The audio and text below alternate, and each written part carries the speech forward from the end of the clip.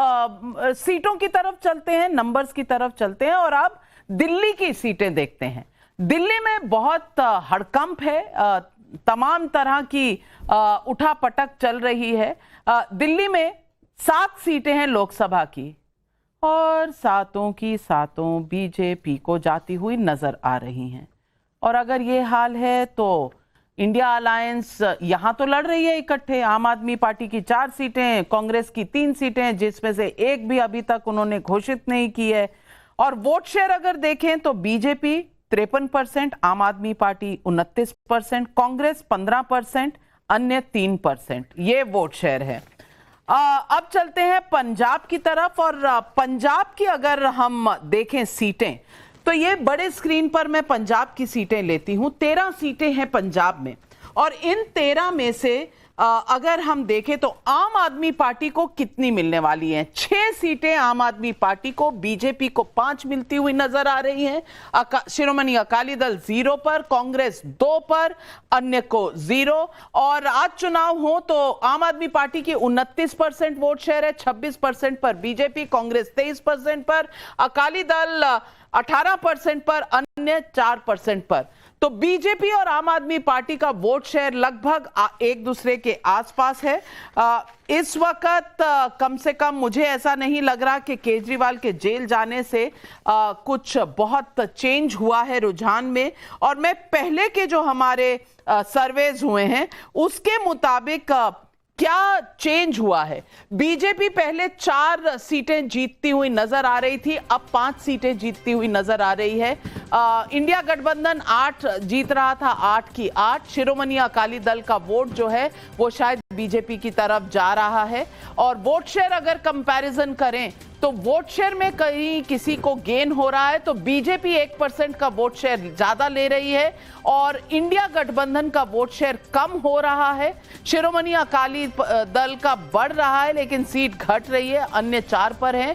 तो India alliance का कुछ वोट यहां बीजेपी की तरफ शिफ्ट होता हुआ नजर आ रहा है। हरियाणा की तरफ चलते हैं। 10 सीटें हैं हरियाणा में और यहां बीजेपी अकेले लड़ रही है। जेजेपी से अभी उनका गठबंधन नहीं रहा है। बीजेपी को 10 की 10 सीटें मिलती नजर आ रही हैं। आम आदमी पार्टी 0, कांग्रेस 0, अन्य 0। तो 10 की 10 सीटें बीजेपी को मिलती नजर आ रही हैं। और वोट शेयर अगर देखें तो यहां भी 54%, जो मैं बात कह रही हूं बार बार, बहुत से ऐसे राज्य हैं जहां 50% से ऊपर का वोट शेयर है बीजेपी का और 54% पर बीजेपी, कांग्रेस 40% पर, आम आदमी पार्टी हरियाणा में 4% पर, अन्य 2% पर। और यह बताता है कि बीजेपी का वोट शेयर जो है अगर नेशनल एवरेज में इस तरफ बढ़ता जाए तो नेशनल एवरेज का वोट शेयर शायद बढ़ता हुआ नजर आएगा। और हर्षवर्धन त्रिपाठी जी, मैं आपसे पूछूंगी, हालांकि ये सर्वे 7 मार्च से लेकर 3 अप्रैल तक का था, तो पूरी तरह से हमें नहीं लगता कि इसमें रिफ्लेक्शन होगा इस बात का कि अरविंद केजरीवाल का क्या असर होगा। लेकिन आपको लगता है कि पंजाब या दिल्ली की कहानी कुछ बदलने वाली है?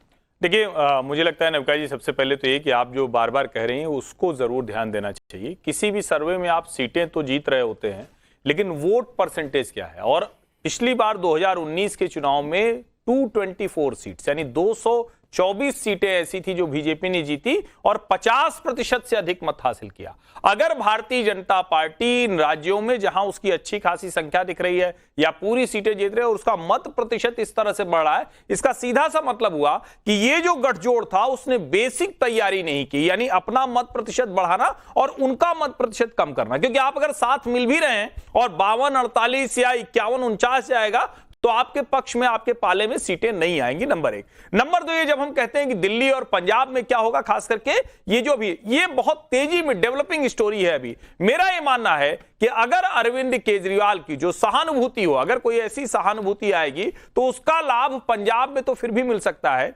दिल्ली में एक बड़ा नुकसान अरविंद केजरीवाल की पार्टी को होता हुआ मुझे दिखता है। और वो क्यों दिखता है?